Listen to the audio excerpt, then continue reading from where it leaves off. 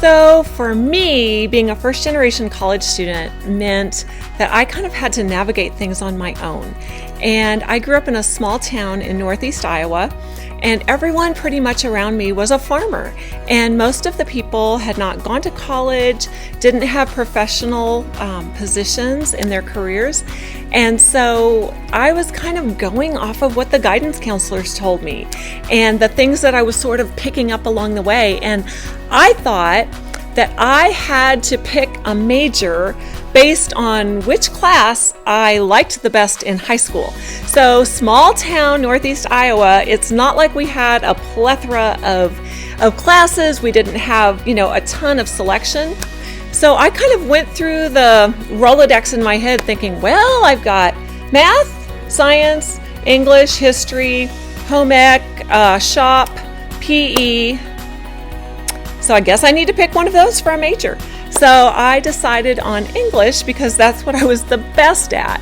So that's kind of how I arrived at my major. And so I went off to Iowa State, big 4-year school, and got, hooked up with my advisor and all of that. And I didn't know that you could change your major. So that was kind of a hurdle.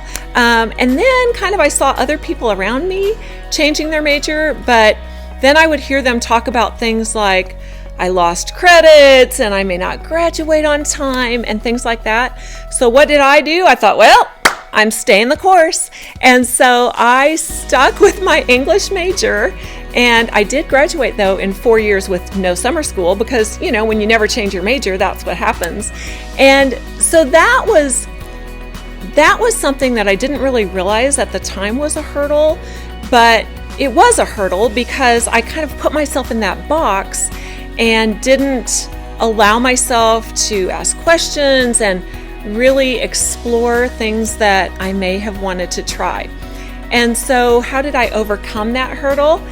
It came to the end of my 4 years of undergrad, and I did my student teaching, loved it, but I just couldn't see myself doing that for the rest of my life. And so a mentor of mine suggested that I go to graduate school and go into student affairs. She said, you are a natural at this student affairs stuff.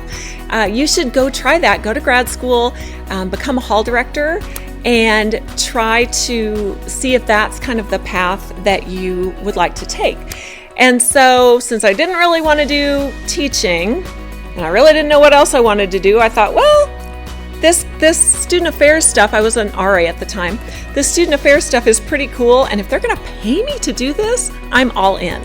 And so that's kind of how I overcame it, is I just surged through, and then when there was a fork in the road, I decided to go on and kind of take a little bit different turn and do something a little bit different.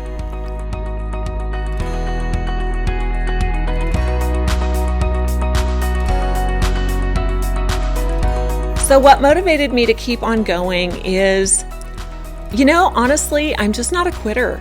And I was raised to finish what you start and to set goals for yourself and then reach for those goals.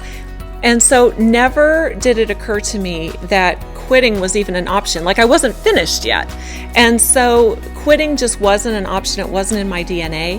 And so I guess the ultimate goal of finishing what you start is what kind of kept me going. And even though I didn't absolutely love my major, it was something that I needed to do because I needed to finish.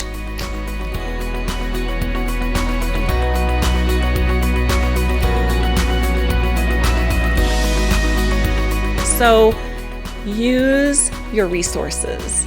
To me, that's something that I didn't do because honestly, I didn't even know I had access to most of those resources. And so I wasn't taking advantage of those kinds of things. And I think that now we do so much better of a job of just educating our students on what resources are available and how they can access those resources and the difference that those resources can make.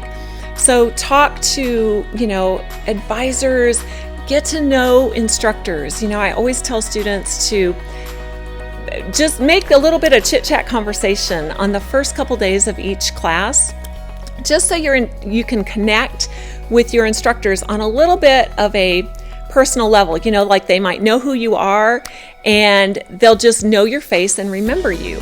And so connect with your instructors, get involved in at least one student organization, because studies show that students who are involved on campus persist, so they stay in school longer, they are happier, and they have better grades. Win, win, win, right? So take advantage of those kinds of things, and use the writing lab, use the reading labs.